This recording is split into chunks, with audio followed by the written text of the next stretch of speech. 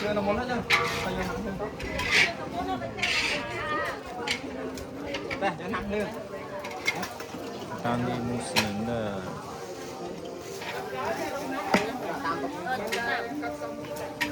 Nó đàn đàn.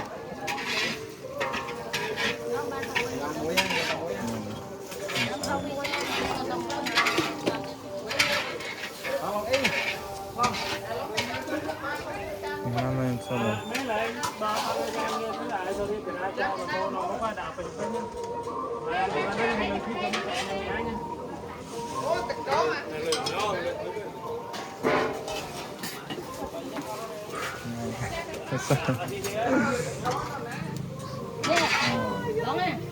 Không nè.